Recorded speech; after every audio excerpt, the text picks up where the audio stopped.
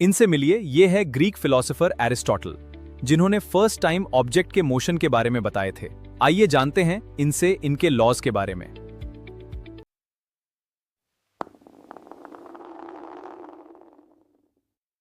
किसी भी ऑब्जेक्ट को मोशन में रखने के लिए एक्सटर्नल फोर्स की जरूरत होती है। ये कैसे हो सकता है? डिटेल से समझने के लिए चलते हैं गैलीलियो सर के पास। सर, ऑब्जेक्ट के मोशन के बारे में एरिस्टोटल बताए हैं कि किसी भी ऑब्जेक्ट को मोशन में रखने के लिए एक्सटर्नल फोर्स की जरूरत होती है। क्या यह बात सही है? चलो इसे डिटेल से फिजिक्स लैब में समझते हैं।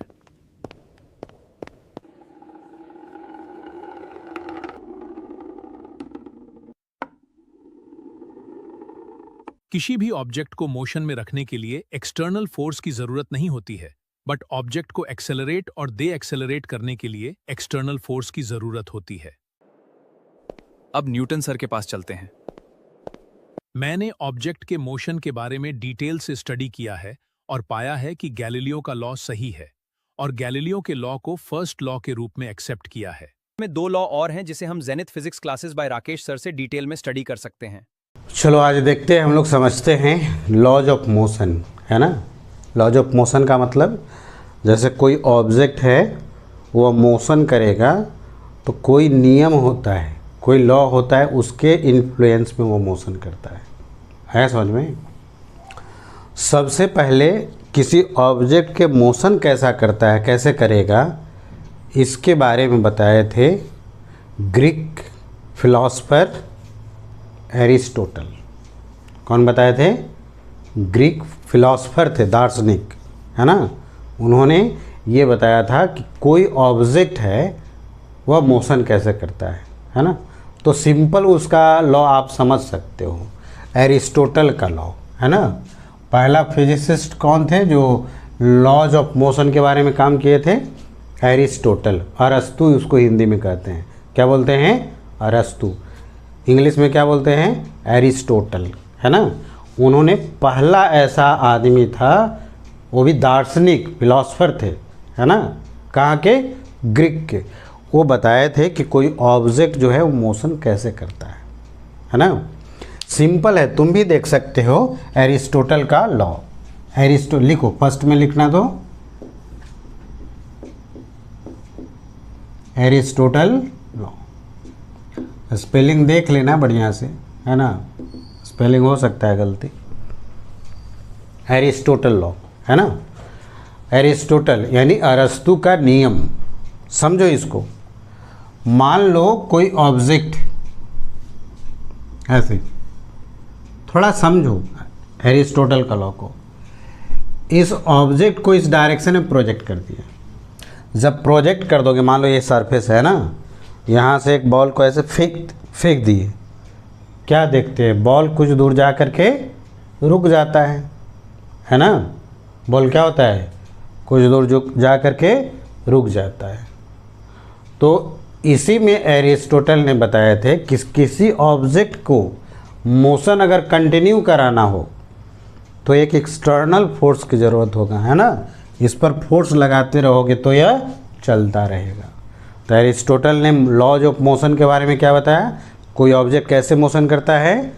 तो उन्होंने बताया कि ऑब्जेक्ट तब तक मोशन करेगा जब तक कि उस पर फोर्स लगेंगे। यानी किसी ऑब्जेक्ट को मोशन में रखने के लिए एक फोर्स की ज़रूरत होता है। ऐसा किसने बताया? एरिस्टोटल ने। तो लिखो, अकॉर्डिंग टू एरिस्टोटल,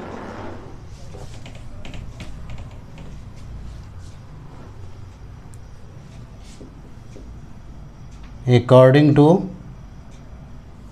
पूरा लिख देते हैं, according to Aristotle,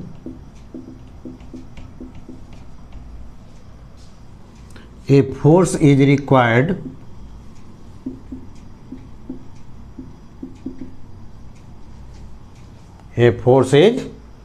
required to continue continue the motion of object. किसी भी ऑब्जेक्ट को मोशन में रखने के लिए एक फोर्स चाहिए, है ना। वो फोर्स नहीं लगेगा तो कंटिन्यू नहीं रहेगा। जैसे उन्होंने ये समझाया कि देखो एक बॉल को फेंक देते हैं तो कुछ दूर जाने के बाद रुक जाता है ना। अगर उसको मोशन में रखना होगा तो उस पर एक बाहर से फोर्स लगाना पड़ेगा। कौन बताया ऐसा? एरिस्टोटल ने, है ना। उसके बाद ऑब्जेक्ट के लॉ के मोशन को और डिटेल से समझने के लिए बाद में गैलीलियो ने भी एक्सपेरिमेंट किया, है ना। गैलीलियो ने जो एक्सपेरिमेंट किया उसको समझो, उसे गैलीलियो लॉ के नाम से जानते हैं। तो दूसरा फिजिसिस्ट कौन आया? गैलीलियो। लिखो गैलीलियो, गैलीलियो लॉ।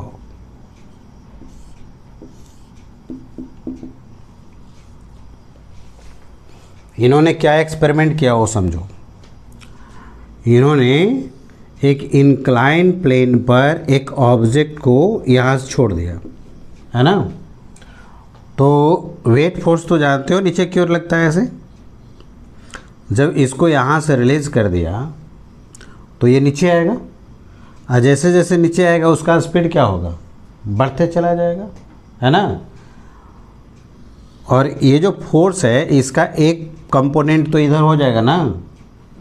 तो ये जो इस फोर्स का इस डायरेक्शन में कंपोनेंट होगा वही तो इस ब्लॉक के मोशन को बढ़ा रहा है ना। तो इंक्लाइन प्लेन पर जब ऑब्जेक्ट को रिलीज किया तो देखा कि नीचे की ओर स्पीड बढ़ता चला जा रहा है ना। दूसरा एक्सपेरिमेंट में उन्होंने क्या देखा कि एक इंक्लाइन प्लेन है और इस पर एक ऑब्जेक्ट को प्रोजेक्ट किया।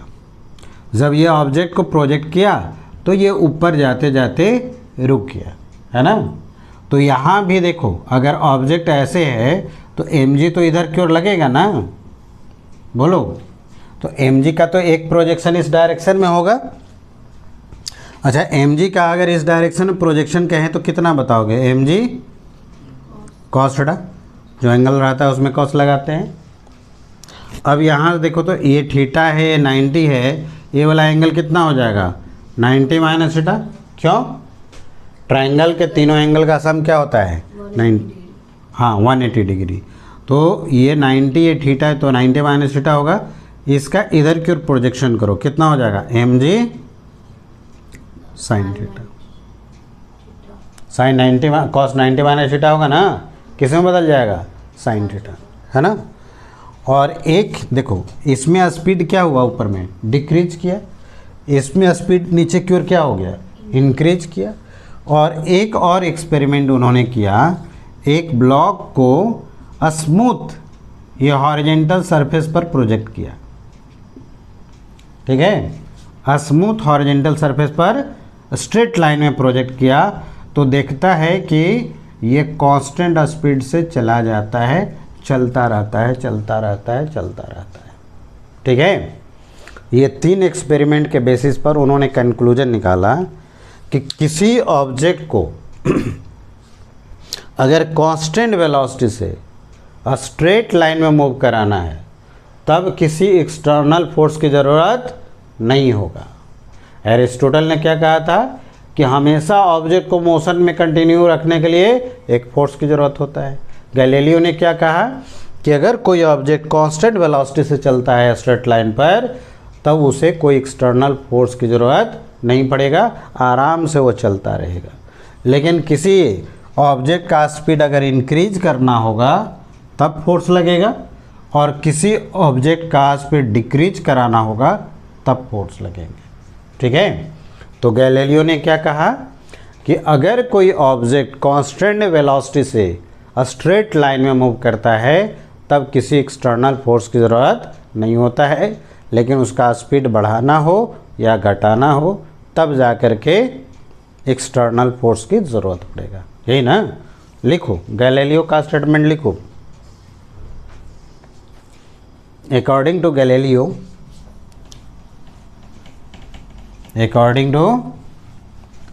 गैलीलियो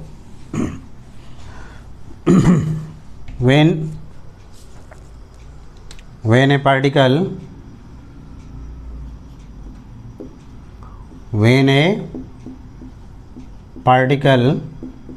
और ऑब्जेक्ट लिखो, और object moving on a straight line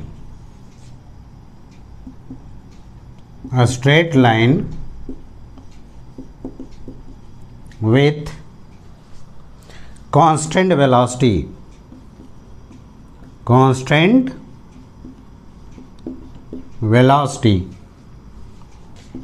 then there is no force required to motion, to continue the motion, है ना, to continue the motion, but for increase or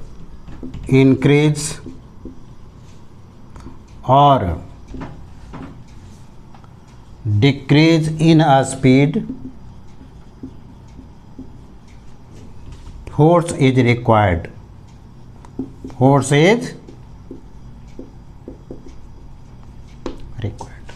ठीक है। यानी अगर ऐसे कहे तो कह सकते हो कि कोई ऑब्जेक्ट रेस्ट में है तो रेस्ट में ही रहेगा, कांस्टेंट वेलोसिटी से स्ट्रेट लाइन में जा रहा है तो वह उसी डायरेक्शन में उतने ही वेलोसिटी से जाता रहेगा जब तक कि कोई एक्सटर्नल फोर्स लग करके उसके स्टेट को चेंज ना कर दे, है ना। रेस्ट में है तो मोशन में नहीं लाए, और मोशन में है तो रेस्ट में ना लाए। जब एक्सटर्नल फोर्स नहीं लगेगा तो अगर कांस्टेंट वेलोसिटी से मूव कर रहा है तो कांस्टेंट वेलोसिटी से ही मूव करता रहेगा। आई बात समझ में? लिखो, in other word when A object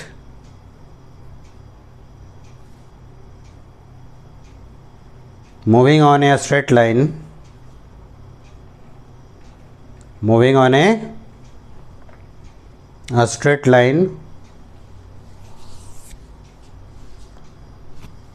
with constant velocity, then it continue its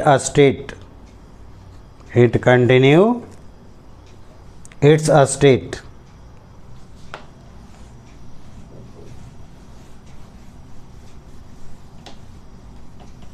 or when a object is at rest, then maintain its state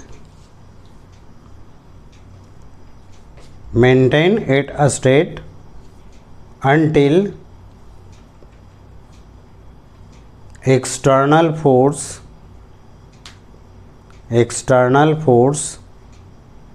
act on the object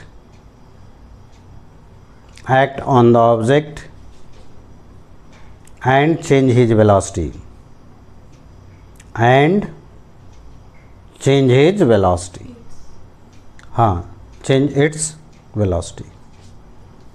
its velocity हो गया। यानी rest में है तो rest में ही रहेगा, motion में है तो मोशन में ही रहेगा। कब तक रहेगा? जब तक कि कोई एक्सटर्नल फोर्स लग करके उसके स्टेट को ना चेंज कर दे। रेस्ट में है तो मोशन में ला दे, मोशन में है तो रेस्ट में नहीं ला दे, तब तक वह मेंटेन करके रखेगा। ऐसा किसने बताया था? गैलीलियो। और इसी प्रॉपर्टीज को कहते हैं इनर्शिया। क्या कहते हैं? इनर्शिया। यानी कहो कि इनर्शिया किसको कहते हैं? अपना स्टेट को मेंटेन रखना चाहेगा। रेस्ट में है तो रेस्ट में ही रहना चाहेगा, मोशन में है तो मोशन में ही रहना चाहेगा। इस प्रॉपर्टीज का नाम क्या होता है? इनर्शिया, है ना। इसका मतलब गैलीलियो ने इनडायरेक्ट वे में इनर्शिया के बारे में बता रहे हैं। आई बात समझ में। इसके बाद तीसरा फिजिसिस्ट का नाम होता है न्यूटन। कौन? न्यूटन। न्यूटन ने किसी ऑब्जेक्ट को मोशन में रखने के लिए क्या क्या चाहिए, इसके लिए 3 लॉ दिया। कितने लॉ दिया? 3 लॉ दिया। पहला लॉ तो ये गैलीलियो वाला ही उठा करके रख लिया, हाँ, लॉ ऑफ इनर्शिया। पहला लॉ जो है वह किसका ले लिया? गैलीलियो का, है ना। उन्होंने एक्सपेरिमेंट करके देखा कि एक ऑब्जेक्ट को कांस्टेंट वेलोसिटी से मूव करा दिया तो वह मूव करता ही जा रहा है, उसमें कोई एक्सटर्नल फोर्स की ज़रूरत नहीं है।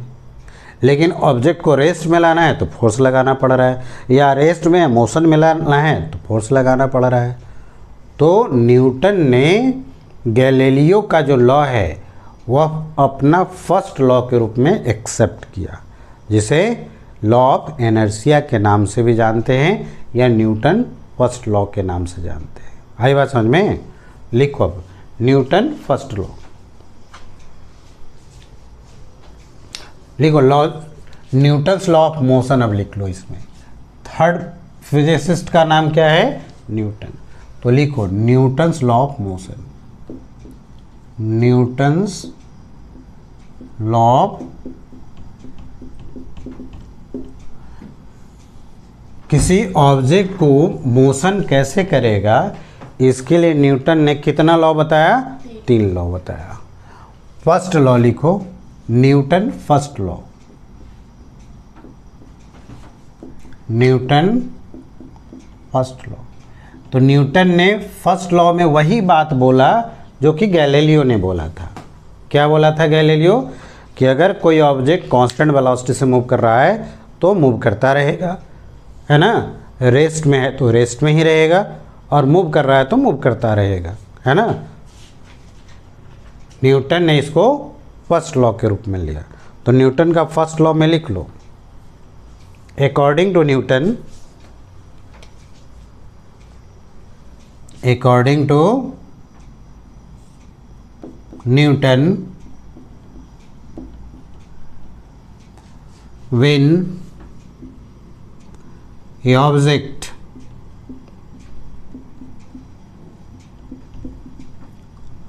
moving on a straight line with constant velocity,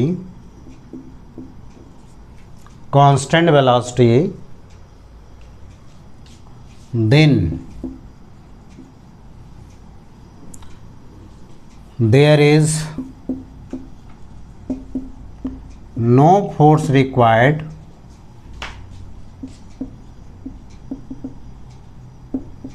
to maintain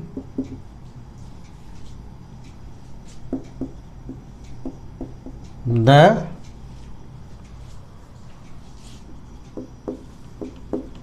a state of motion.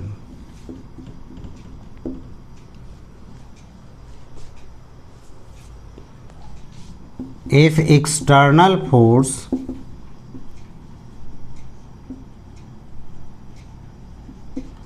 act on the object, then change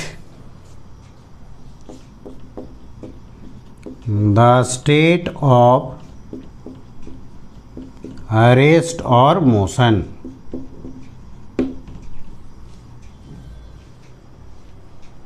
change the state of rest of motion. है समझ में। कोई ऑब्जेक्ट कांस्टेंट वेलोसिटी से straight line में जाएगा तो जाता रहेगा, कोई फोर्स की ज़रूरत नहीं है। लेकिन अगर स्टेट चेंज करना है, मतलब मोशन से रेस्ट में लाना है, रेस्ट से मोशन में ले जाना है, तब जाकर के एक्सटर्नल फोर्स की ज़रूरत है। क्लियर है? आ रहा है समझ में। चलो ये न्यूटन के फर्स्ट लॉ से क्या क्या डेफिनेशन मिलता है। तो इसे तो इनर्शिया कहते हैं, जो अपने स्टेट को मेंटेन रखना चाहता है ना, उसे क्या कहते हैं, इनर्शिया। ठीक है, जैसे बहुत बड़ा सा पत्थर है, वह रेस्ट में है, रेस्ट में है तो रेस्ट में ही रहना चाहेगा। उसको थोड़ा फोर्स लगाओगे, धक्का मारेंगे तो मोशन में आएगा क्या, नहीं। क्यों, क्योंकि वो अपने स्टेट को मेंटेन करके रखना चाहता है रेस्ट में। थोड़ा और फोर्स लगाओगे फिर भी वो मेंटेन करके रखना चाहता है ना। तो जितना ज़्यादा मास होगा उतना ही ज़्यादा उसका इनर्शिया का प्रॉपर्टीज होगा, है ना। तो क्या क्या बोलता है न्यूटन का फर्स्ट लॉ, वो लिख लो। पहला पॉइंट में लिखो तो Newton's first law gives the definition of inertia,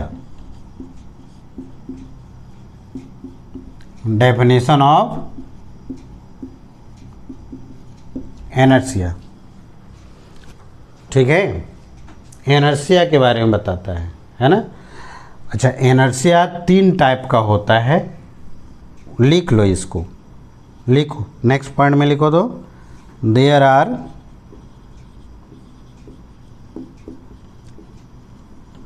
3 types of inertia. 3 तरह का इनर्शिया होता है। फर्स्ट में लिखो, हाँ, 3 तरह का इनर्शिया होता है, समझो ना, हम समझाते हैं।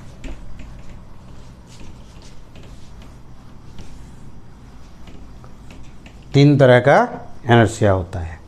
पहला होता है inertia of rest, inertia of rest. इसमें समझो, कोई ऑब्जेक्ट रेस्ट में है तो रेस्ट में ही रहना चाहेगा। ठीक है, जैसे मान लो एक कोट है, बहुत दिन पुराना, वो टांग के रखा हुआ है, तो उस पर क्या होगा, डस्ट पार्टिकल आ जाएंगे ना, बोलो। अब एक डंडा ले और कोट को ऐसे मारे हम, क्या होता है, डस्ट नीचे गिर जाता है।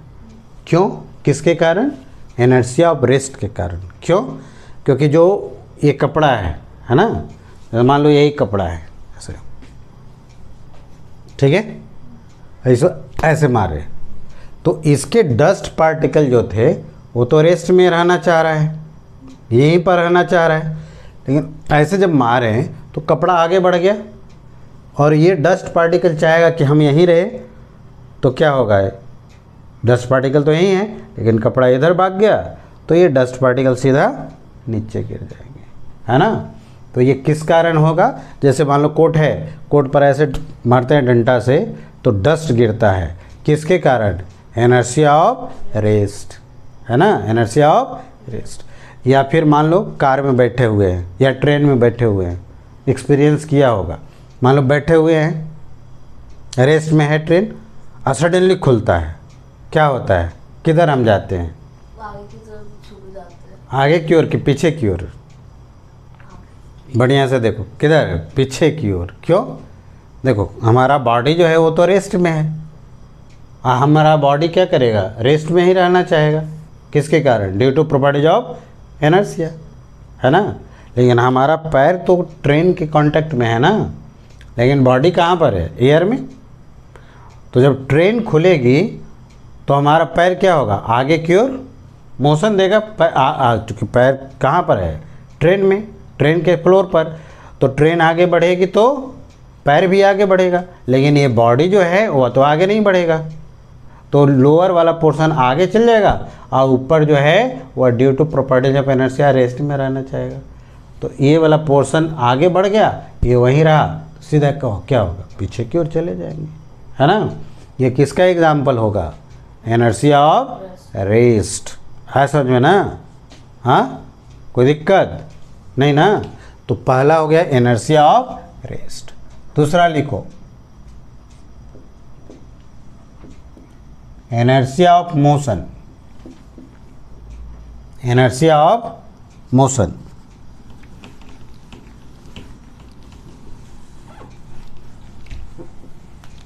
इनर्शिया ऑफ मोशन क्या है? कोई ऑब्जेक्ट मोशन कर रहा है तो उसका प्रॉपर्टीज क्या होगा कि वो मोशन करता रहे, है ना। जैसे देखो, ये भी एग्जांपल देखो, ट्रेन में जा रहे हैं तो ट्रेन में जो आदमी होगा, मूंगफली बेचने वाला का देखे हो, हाँ, आराम से गेट पर रुकना रहता है ट्रेन, तो जा कर के गेट पर खड़ा हो जाता है ना, हाँ, होता है कि नहीं होता है। अब ट्रेन मूव कर रही है तो मूंगफली वाला आदमी भी ट्रेन के साथ आगे मूव कर रहा है, तो उसका बॉडी क्या है? मोशन में है। अगर वो डायरेक्टली जंप कर जाए और वहीं सीधा रुक जाए तो क्या होगा? गिर जाएगा। क्यों? क्योंकि ये जो पैर है ना वो तो रेस्ट में आ जाएगा, लेकिन बॉडी जो है due to properties of inertia of motion, ये मोशन में रहेगा। अब पैर रुक गया है ना, ये पोर्शन क्या होगा? आगे बढ़ जाएगा, तो क्या हो जाएगा? गिर जाएगा। इसलिए देखे हो, जो मूंगफली वाला जब उतरता है ट्रेन से तो ट्रेन के डायरेक्शन में कुछ देर दौड़ जाता है। क्यों? क्योंकि पैर उसका रेस्ट में ना आए, है ना, पैर भी मोशन में आ जाए। ठीक है समझ में ना। तो ये इनर्शिया ऑफ मोशन है। इनर्शिया मोशन के कारण बॉडी जो है वो मोशन में रहना चाह रहा है, लेकिन जैसे उतरेंगे पैर रेस्ट में जाएगा, इसलिए हम गिर जाएंगे। ठीक है, तो यह हो गया इनर्शिया ऑफ मोशन। तीसरा होता है इनर्शिया ऑफ डायरेक्शन। लिखो तीसरा, इनर्शिया ऑफ डायरेक्शन। कभी कार में पूरा स्पीड में ऐसे जा रहे हैं, है ना, और सडनली ऐसे टर्न लेता है, किधर फेंकाते हैं? ये सीधा फेंकाना चाहता है, लेकिन ये बॉडी जो है वो तो कार के सीट के कांटेक्ट में है, लेकिन बॉडी जो है वो उधर फेंका जाएगा और कार ऐसे टर्न कर जाएगा, है ना। तो जैसे अगर कार इस डायरेक्शन में जा रहा है तो हमारा बॉडी भी इसी डायरेक्शन में जा रहा है ना, तो due to inertia of direction हमारा बॉडी इसी डायरेक्शन में रहेगा। लेकिन मान लो ऐसे टर्न लिया, है ना, तो हमारा जो पैर और ये जो सीट बैठे हैं सीट पर, कमर, वो तो रेस्ट में है ना, और वह जो है इधर की ओर चल गया, लेकिन बॉडी अभी भी इसी डायरेक्शन में जाना चाह रहा है ना। इसलिए बॉडी इधर की ओर जाएगा, लेकिन हमारा पैर जो है वह इधर टर्न कर जाएगा, जिसके कारण इधर फेंका जाते हैं, है ना। ये किसके कारण होता है? Inertia of direction. तो कितने टाइप का इनर्शिया हुआ? 3 टाइप का। कौन कौन? Inertia of rest, inertia of motion, inertia of direction. है समझ में ना। तो न्यूटन का पहला लॉ जो है वह क्या डिफाइन करता है? इनर्शिया को, है ना। अच्छा, अब आगे लिखो, ये तीनों तो याद ही रखना, नेक्स्ट पॉइंट में लिखो। न्यूटन का फर्स्ट लॉ जो है फोर्स का क्वालिटेटिव डेफिनेशन देता है। 2 तरह का डेफिनेशन होता है। क्वालिटेटिव का मतलब लैंग्वेज फॉर्म में ऐसे बोल करके बताना, और दूसरा होता है क्वांटिटेटिव, मतलब लिख करके वैल्यू बताना, उसको क्या कहते हैं? क्वांटिटेटिव। और क्वालिटेटिव का मतलब क्या होता है? बोल करके। तो न्यूटन ने पहला लॉ में बोल करके ही फोर्स के बारे में बताया है। क्या कहा है कि किसी ऑब्जेक्ट को रेस्ट में लाना हो या फिर मोशन में लाना हो तो क्या चाहिए? एक्सटर्नल फोर्स की ज़रूरत है। यानी ऐसे कह सकते हो कि फोर्स वह फिजिकल रीजन है जिससे किसी ऑब्जेक्ट का मोशन से रेस्ट में आता है और रेस्ट से मोशन में आता है। मतलब उसका रेस्ट में या मोशन में स्टेट जो है वह चेंज किया जाता है ना। फोर्स वैसा फिजिकल कॉज है जिससे किसी ऑब्जेक्ट के मोशन को बदल सकते हैं, है ना। रेस्ट में है तो मोशन में ला सकते हैं, मोशन में है तो रेस्ट में ला सकते हैं। तो इसे कहते हैं क्वालिटेटिव डेफिनेशन। कौन सा डेफिनेशन? तो लिखो, इसमें लिखो, नेक्स्ट पॉइंट में लिखो, Newton's first law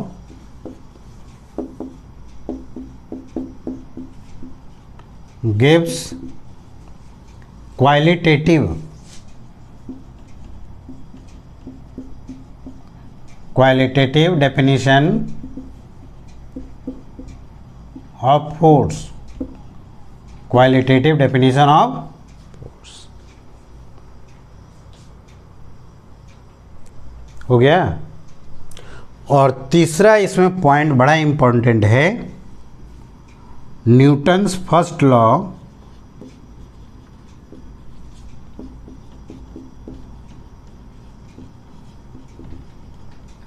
gives the concept of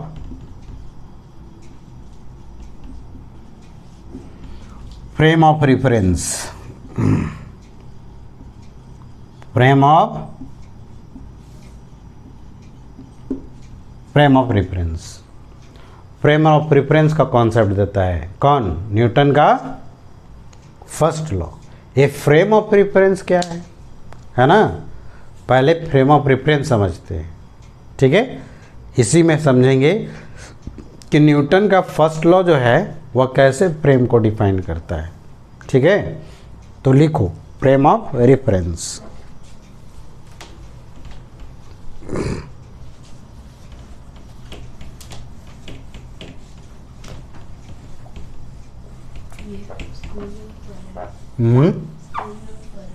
पढ़े हैं?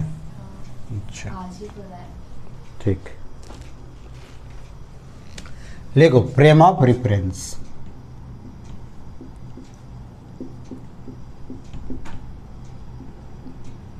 Frame of reference. Frame of reference किसको कहेंगे? वैसा जगह या वैसा जगह, ऐसे ही समझो, वैसा जगह जहाँ से खड़े होकर के किसी ऑब्जेक्ट के मोशन को देखते हैं, उस जगह का नाम क्या होता है? फ्रेम ऑफ रेफरेंस, है ना। तो लिखो, पहले इसका डेफिनेशन लिखो, फिर समझेंगे और डिटेल से। फ्रेम ऑफ रेफरेंस लिखो, the place from which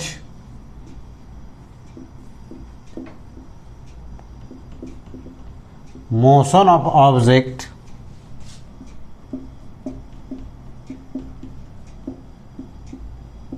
observe, then that place is known as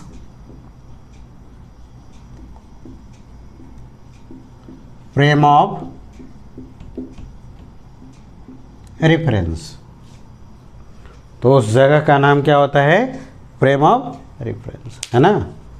जैसे मान लो कोई बर्ड जो है वह उड़ता हुआ जा रहा है, तो उसको जो है ज़मीन पर खड़ा आदमी भी देख सकता है। तो कहाँ से देख रहे हैं? अर्थ से देख रहे हैं, तो अर्थ क्या हो जाएगा? Frame of reference. कोई कार में बैठा हुआ पर्सन है, वो भी तो बर्ड का मोशन देख सकता है, तो कार क्या हो जाएगा?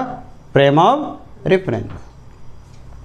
कोई ट्रेन में पर्सन जा रहा है और वह बर्ड का मोशन देखता है, तो ट्रेन क्या हो जाएगा? Frame of reference. तो फ्रेम ऑफ रेफरेंस क्या हुआ? वैसा जगह जहाँ से ऑब्जेक्ट के मोशन को ऑब्जर्व किया जाता है, वैसे जगह का नाम होता है फ्रेम ऑफ रेफरेंस, ठीक है। अब समझो, फ्रेम ऑफ रेफरेंस जो है वह दो टाइप का होता है। लिखो, टू टाइप्स ऑफ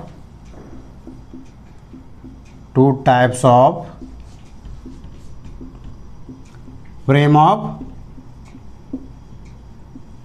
रेफरेंस। पहला होता है inertial frame of reference, inertial frame of reference. और सेकेंड होता है non inertial frame of reference. दो तरह का हुआ, है ना। तो फर्स्ट में लिखते हैं inertial frame of reference, inertial frame of reference. Inertial frame of reference. लिखो इसको। वैसा फ्रेम जो कांस्टेंट वेलोसिटी से मूव करता है या रेस्ट में रहता है, वैसे फ्रेम का नाम क्या होता है? इनर्शियल, है ना। जैसे यहाँ पर हम खड़े हैं अर्थ पर, तो अर्थ क्या है? रेस्ट में है, और तब हम किसी ऑब्जेक्ट को मोशन को देख रहे हैं। तो ये अर्थ जो है, या मान लो अर्थ पर कोई प्लैंक है, वो प्लैंक रेस्ट में है और उस पर खड़े होकर के किसी ऑब्जेक्ट को मोशन देख रहे हैं, तो प्लैंक हमारा क्या हो जाएगा? Frame of reference. और रेस्ट में है, इसलिए कैसा फ्रेम कहलाएगा? Inertial frame. कैसा कहलाएगा? Inertial frame. कोई दिक्कत? लिखो, the frame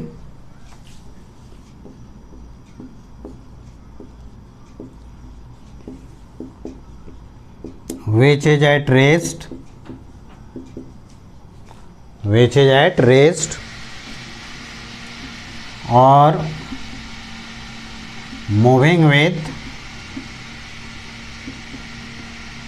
constant velocity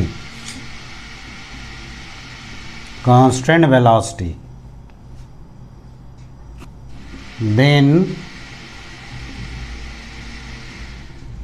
frame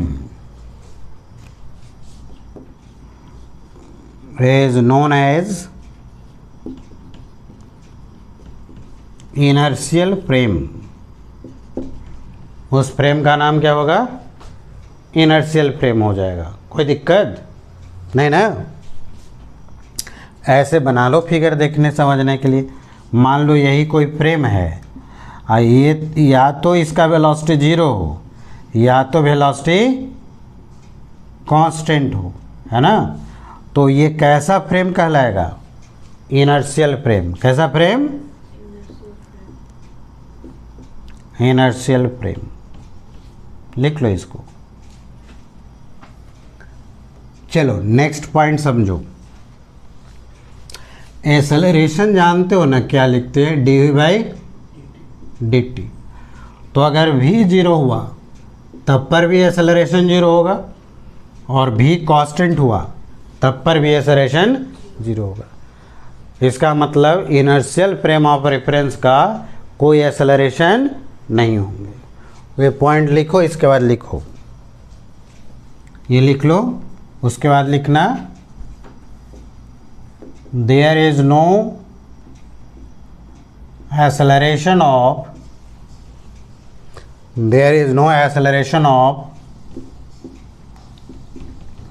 inertial frame of reference। Inertial frame of reference का कोई एक्सेलरेशन नहीं होता है। और जब नहीं होता है तो फोर्स जानते हो, मास इंटू एक्सेलरेशन होता है। कभी पढ़े हो 9th वगैरह में? तो मास इंटू एक्सेलरेशन, एक्सेलरेशन ही 0 है। इसका मतलब इस तरह के फ्रेम पर नेट फोर्स कितना लगता है? 0। तो ये वाला पॉइंट लिखना, उसके बाद लिख लेना that is there is no force, no net force लिख लेना, है ना। No net force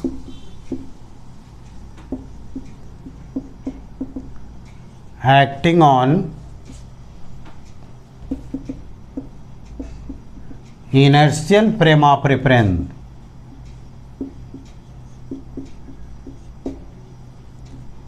inertial frame of reference, है ना। अब थोड़ा फ्रेम पहचानने के लिए भी समझते हैं, है ना। फ्रेम पहचानने के लिए समझते हैं। मिटा दे इसको। इनर्शियल फ्रेम कैसे पहचानेंगे? कैसे होगा? पहचानेंगे कैसे होगा इनर्शियल फ्रेम? या तो वेलोसिटी 0 हो या तो वेलोसिटी कांस्टेंट हो। अगर ऐसा जिस फ्रेम का होगा वह क्या कहलाएगा? Inertial frame. क्या होगा? Inertial frame. एक बात और याद रखना है, न्यूटन ने अपना जो लॉ दिया था ना, वह इनर्शियल फ्रेम ऑफ रेफरेंस में दिया था। कौन सा फ्रेम में दिया है? तो पॉइंट करके लिखो, फिर पहचानने के लिए समझाते हैं। लिखो Newton's law Newton's law is valid in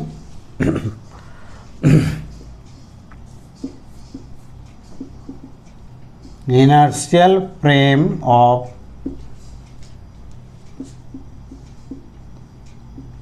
reference। किस फ्रेम ऑफ रेफरेंस में? इनर्शियल फ्रेम ऑफ रेफरेंस में न्यूटन ने अपना लॉ दिया था, है ना। मतलब न्यूटन का जो 3 लॉ है ना, चाहे फर्स्ट सेकेंड थर्ड, ये सब किस फ्रेम में लगेगा? इनर्शियल फ्रेम में, है ना। 3 लॉ है, एक एक करके सब पढ़ेंगे। अब हम पहचानने के लिए समझते हैं फ्रेम, है ना, एग्जाम्पल से। जैसे मान लो ये टेबल है और यहाँ पर एक ब्लॉक रखा है और ये पुली से पास होते हुए एक दूसरा ब्लॉक M2 है, ये सस्पेंडेड है ना। अब देखो किसको फ्रेम मानना है, इसको समझो। किसको फ्रेम मानेंगे? क्योंकि हमें प्रॉब्लम सॉल्व करना पड़ेगा ना। न्यूटन ने मोशन के लिए लॉ दिया है, तो कोई ऑब्जेक्ट होगा उसका मोशन करा देगा, उस पर हमें सिचुएशन दे देगा और पूछेगा ना। तो हमें तो ये पता करना पड़ेगा कि कौन सा फ्रेम है ना। तो सबसे पहले किसको फ्रेम माने, इसको जानना पड़ेगा। पहले क्या जानना पड़ेगा? किसको फ्रेम माने। फ्रेम मानने का कोई रिस्ट्रिक्शन नहीं है, अब किसी को भी मान सकते हैं। लेकिन जिस ऑब्जेक्ट का मोशन जिस पर हो, जिस ऑब्जेक्ट का मोशन जिस पर हो, फ्रेम उसी को मानना ठीक रहता है ना। जैसे इस ऑब्जेक्ट का मोशन कहाँ पर हो रहा है? टेबल पर। तो इस ऑब्जेक्ट के लिए फ्रेम ऑफ रेफरेंस किसको मानना ठीक रहेगा? टेबल को। इस ब्लॉक का मोशन कहाँ हो रहा है? पुल्ली पर। तो इस ब्लॉक के लिए किसको फ्रेम मानना ठीक रहेगा? तो एक ही लाइन में समझो, ज़्यादा लटर पटर नहीं, कि जिस पर ऑब्जेक्ट का मोशन होगा उसी को हम क्या मानेंगे? Frame of reference. अब ये बताओ, इस ब्लॉक के लिए टेबल क्या करेगा? फ्रेम ऑफ रेफरेंस का काम करेगा। अब ये बताओ, ये टेबल रेस्ट में है कि मूव कर रहा है? तो ये कैसा फ्रेम होगा? इनर्शियल। क्योंकि इनर्शियल के लिए बताए थे ना, या तो वेलोसिटी 0 होगा या तो वेलोसिटी कांस्टेंट होगा। तो इसका तो वेलोसिटी 0 है, मतलब ये कैसा फ्रेम होगा? Inertial frame. Inertial frame of reference. ठीक है, इस पर ये ब्लॉक मूव करेगा, लेकिन ये टेबल तो नहीं मूव कर रहा है ना, इसलिए टेबल कैसा फ्रेम हो जाएगा? इनर्शियल। और न्यूटन का लॉ कहाँ से वैलिड है? इनर्शियल फ्रेम ऑफ रेफरेंस है। कहाँ से? ये बहुत बड़ा इंपॉर्टेंट पॉइंट है कि फ्रेम पहचानना, है ना। न्यूटन्स लॉ में 3 ही काम करना है हमको। पहला तो फ्रेम ऑफ रेफरेंस पहचानना है, दूसरा होता है फ्री बॉडी डायग्राम, मतलब जितना फोर्स लग रहा है उसको डायग्राम के रूप में दिखाना होता है, और तीसरा होता है इक्वेशन ऑफ मोशन, यानी net force equal to mass into acceleration. अगर ये 3 बात आप सीख जाते हो तो न्यूटन्स लॉ के सभी प्रॉब्लम बन जाएंगे। क्लियर है ना। तो हम वही एक एक करके तीनों लॉ में समझाएंगे। पहले तो फर्स्ट लॉ में क्या समझा रहे हैं? फ्रेम ऑफ रेफरेंस के बारे में। है समझ में? तो ये कौन सा फ्रेम हो गया? इनर्शियल। क्या इसमें न्यूटन्स के लॉ वैलिड है या नहीं है? है, क्योंकि न्यूटन्स का लॉ किस फ्रेम में वैलिड है? इनर्शियल। नेक्स्ट देखो, पुल्ली का क्या? हाँ, पुल्ली का क्या? तो पुल्ली यहाँ पर फिक्स्ड होता है, इसमें लगा हुआ है। तो बताओ, ये पुल्ली जो है वो मोशन में है या रेस्ट में है? पुल्ली ऐसे फिक्स्ड है, तो रेस्ट में है कि मोशन में है? रेस्ट में। अगर रेस्ट में है तो ये कैसा फ्रेम कहलाएगा? Inertial frame. हो गया।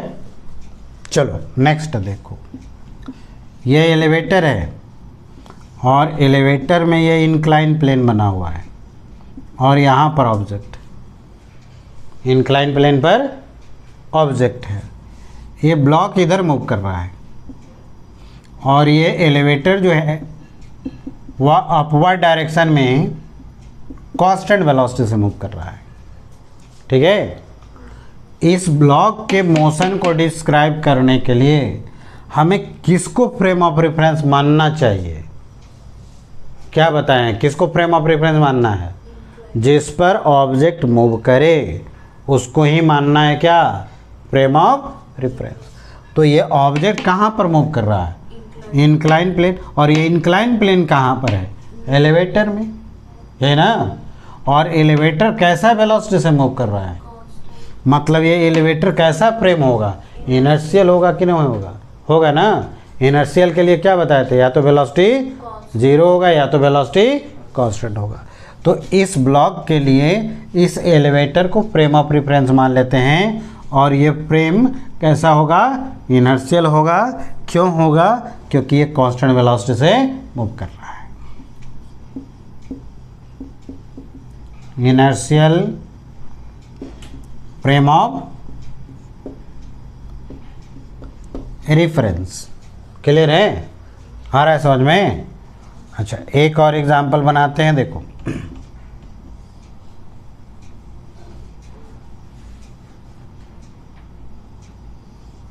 यह है car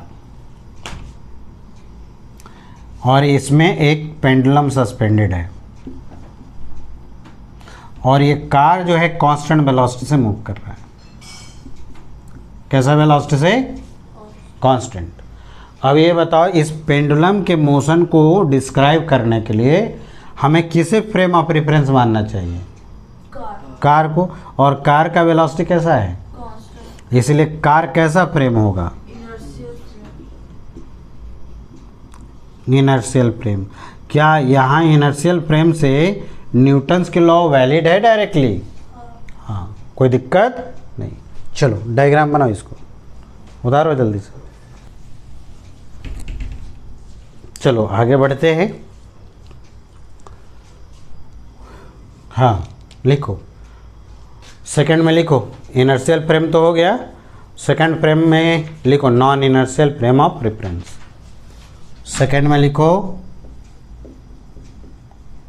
non inertial frame of reference. Non inertial frame of reference वैसा फ्रेम जो कि एक्सेलरेशन के साथ चलता है। एक्सेलरेशन कैसे भी हो सकता है, कांस्टेंट भी हो सकता है और वेरिएबल भी। जो एक्सेलरेशन के साथ फ्रेम चलेगा उस फ्रेम का नाम क्या होगा? Non inertial frame. लिखो, the frame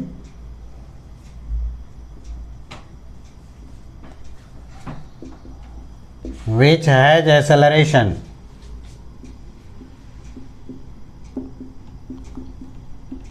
is known as non-inertial frame. Non-inertial frame.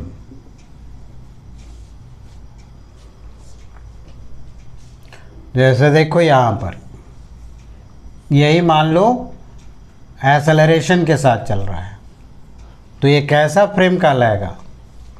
Non inertial. Non inertial. तो नॉन इनर्शियल जो भी फ्रेम होगा उस पर नेट फोर्स लगेगा, क्योंकि फोर्स क्या जानते हो? मास इनटू एक्सेलरेशन। तो लिखो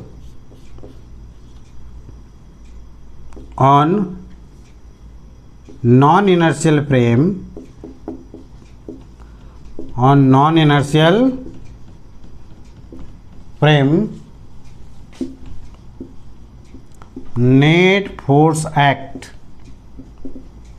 net force act, non inertial frame पर नेट फोर्स एक्ट करता है ना। और इसमें न्यूटन्स लॉ डायरेक्टली एप्लीकेबल नहीं होता है। लिखो Newton's law is not directly applicable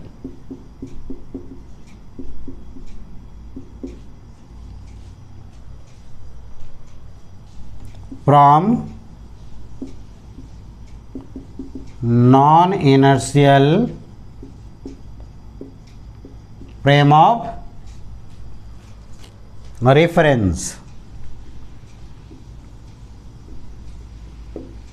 directly applicable नहीं होता है, लेकिन कोई अब अगर अप्लाई करना ही चाहता है नॉन इनर्शियल फ्रेम से न्यूटन्स लॉ, तो उसे सीडो फोर्स लगाना पड़ेगा। कौन सा force? SIDO force.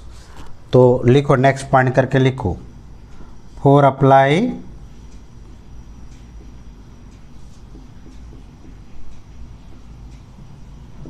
Newton's law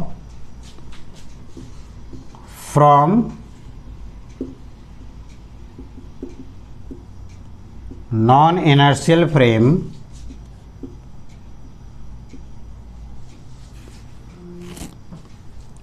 first of all apply pseudo force. Pseudo, ये सीडो फोर्स क्या होता है आगे हम बताएंगे, लेकिन पहले फ्रेम पहचानने के लिए सीख लो। मिटा दे इसको। अगर रेस्ट में है या कांस्टेंट वेलोसिटी से जा रहा है तो कैसा फ्रेम होगा? और जिस फ्रेम में एक्सेलरेशन हो जाएगा वह नॉन इनर्शियल फ्रेम हो जाएगा। और नॉन इनर्शियल फ्रेम से न्यूटन्स लॉ लगेगा? नहीं। अगर लगाना होगा तो क्या लगाना पड़ेगा? SIDO force. अब ये सीडो फोर्स क्या होता है वो आगे हम लोग सीखेंगे, है ना। सीडो मतलब होता है फॉल्स, है ना। सीडो का मतलब क्या होता है? फॉल्स, ठीक है। वो है ही नहीं, लेकिन ऐसा होता है, ऐसा लगता है।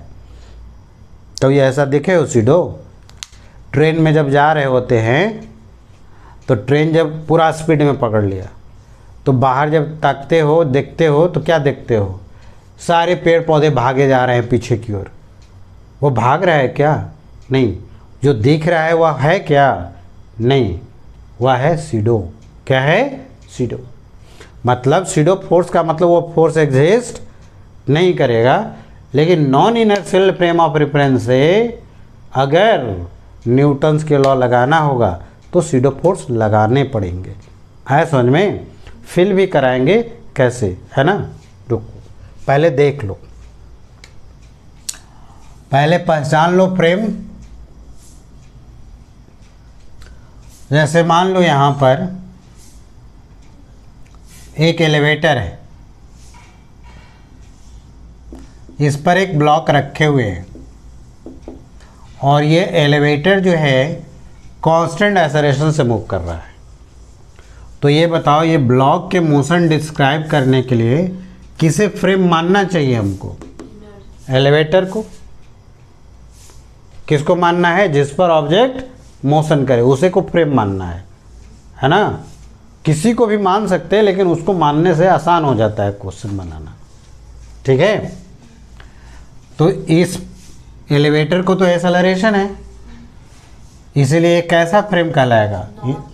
हाँ, ये हो जाएगा नॉन इनर्शियल फ्रेम। क्या न्यूटन्स लॉ यहाँ से डायरेक्टली एप्लीकेबल होगा? नहीं। क्या लगाना पड़ेगा? सीडो फोर्स लगाने पड़ेंगे। नेक्स्ट समझो, एक मिक्स करके देते हैं और पहचानना है। जैसे देखो, कौन इनर्शियल है, कौन नॉन इनर्शियल है। ये पुली फर्स्ट हो गया, ये पुली सेकंड हो गए।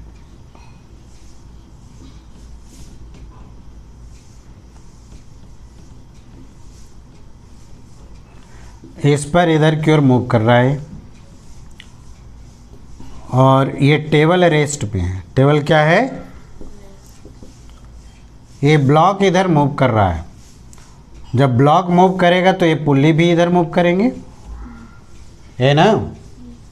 अब ये बताओ कि इस ब्लॉक के मोशन को डिस्क्राइब करने के लिए किसको हमें फ्रेम मानना चाहिए? टेबल। टेबल को। क्यों? क्योंकि टेबल पर ही चल रहा है और टेबल तो रेस्ट में है, तो टेबल कैसा फ्रेम कहलाएगा? ये कहलाएगा इनर्शियल फ्रेम। क्या इसको जब इनर्शियल मान लेंगे तो इस पर डायरेक्टली न्यूटन्स लॉ लगा सकते हैं कि नहीं लगा सकते हैं? लगा सकते हैं। अच्छा, ये दोनों ब्लॉक के लिए किसको हमें मानना पड़ेगा फ्रेम? पुली फर्स्ट या पुली सेकंड? बोलो, पुली सेकंड। क्यों?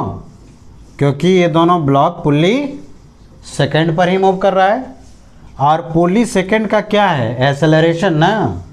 तो ये पुली सेकंड जो है वो कैसा फ्रेम होगा? नॉन इनर्शियल हो जाएगा। Non inertial. क्या इसके मोशन डिस्क्राइब करने के लिए डायरेक्टली न्यूटन्स लॉ लगाना लग जाएगा? नहीं। क्या लगाना पड़ेगा? Pseudo force. है समझ में? कोई दिक्कत नहीं ना? लिखो पहले इतना, डायग्राम बनाओ। ये फ्रेम पहचानने के लिए हो गया।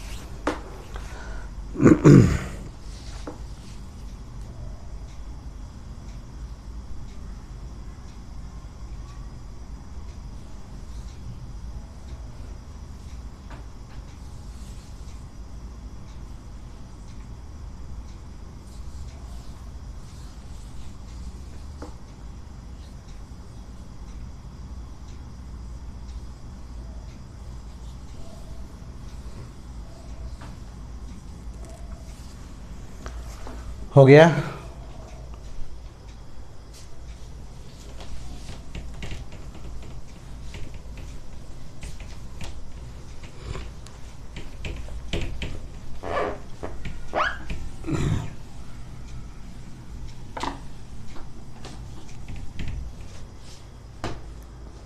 चलो एक पॉइंट और इसमें लिखो, आगे लिखो तो कोई भी ऑब्जेक्ट क्यों रोटेट करता है जानते हो? उस पर सेंटर के तरफ फोर्स लगता है जिसका नाम होता है सेंट्रिपिटल फोर्स, है ना। जैसे टेबल मान लो है घूम रहा है ऐसे, इसका मतलब उस पर फोर्स लग रहे हैं और जिस पर फोर्स लग जाता है नेट फोर्स, वह कैसा फ्रेम होता है?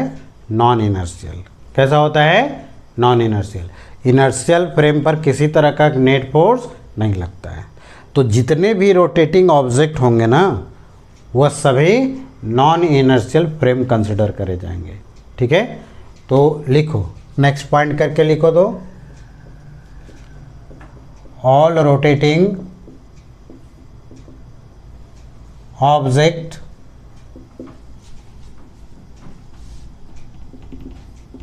consider as non-inertial frame of non inertial frame of reference. ठीक है, जैसे मान लो यहाँ पर एग्जाम्पल देखो, ये मान लो टेबल है और ये रोटेट कर रहा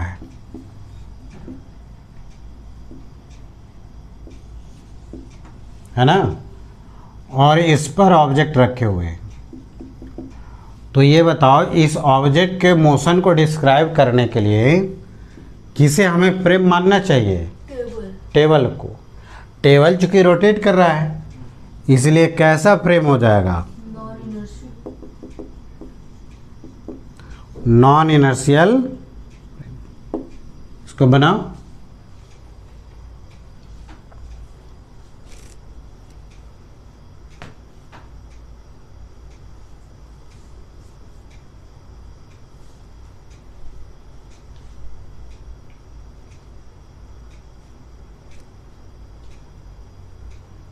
हो गया।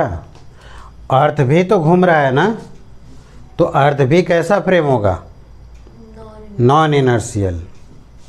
तो नेक्स्ट पॉइंट करके लिखना, earth is non inertial frame of reference. Earth कैसा फ्रेम ऑफ रेफरेंस है? Non inertial. लेकिन इसको हम इनर्शियल मानते हैं क्योंकि इसका जो एक्सेलरेशन है ना घूमने का, वो बहुत कम होता है। ठीक है, लिखो, बट